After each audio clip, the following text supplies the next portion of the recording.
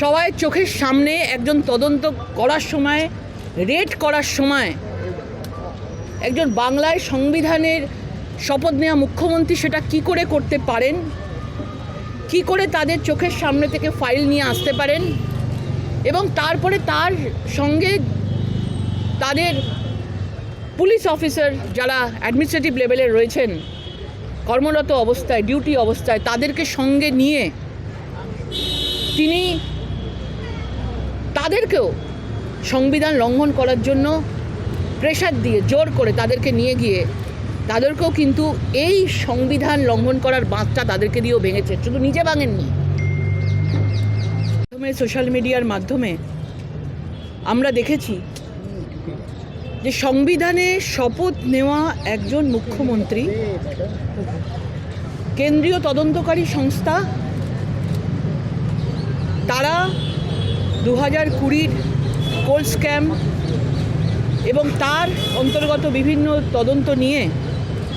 তারা সেখানে রেড করতে গিয়েছিলেন আইপ্যাকের ওখানে কোম্পানিতে, এবং সেখানে সংবিধানে শপথ নেওয়া আজকে 11 কোটি মানুষ রয়েছেন লঙ্ঘন করে সেই তদন্তকারী সংস্থা রেড চলাকালীন সেই ভেতরে ঢুকে উনি ফাইল নিয়ে চলে এসছেন। এক কথায় ফাইল সবাই চোখের সামনে লাইভ আমরা ফাইল চুরি করা দেখেছি, তাও আবার মুখ্যমন্ত্রী। সবাই চোখের সামনে একজন তদন্ত করার সময়, রেড করার সময় একজন বাংলায় সংবিধানের শপথ নেওয়া মুখ্যমন্ত্রী সেটা কি করে করতে পারেন, কি করে তাদের চোখের সামনে থেকে ফাইল নিয়ে আসতে পারেন এবং তারপরে তার সঙ্গে তাদের পুলিশ অফিসার যারা অ্যাডমিনিস্ট্রেটিভ লেভেলে রয়েছেন কর্মরত অবস্থায়, ডিউটি অবস্থায়, তাদেরকে সঙ্গে নিয়ে তিনি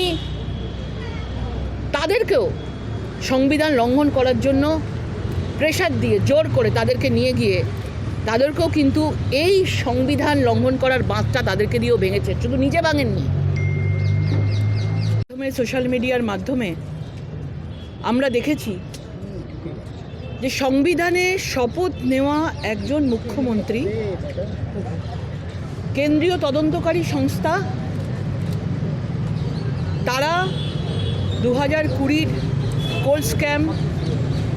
এবং তার অন্তর্গত বিভিন্ন তদন্ত নিয়ে তারা সেখানে রেড করতে গিয়েছিলেন আইপ্যাকের ওখানে কোম্পানিতে, এবং সেখানে সংবিধানে শপথ নেওয়া আজকে 11 কোটি মানুষ রয়েছেন লঙ্ঘন করে সেই তদন্তকারী সংস্থা রেড চলাকালীন সেই ভেতরে ঢুকে উনি ফাইল নিয়ে চলে এসছেন। এক কথায় ফাইল সবাই চোখের সামনে লাইভ আমরা ফাইল চুরি করা দেখেছি, তাও আবার মুখ্যমন্ত্রী।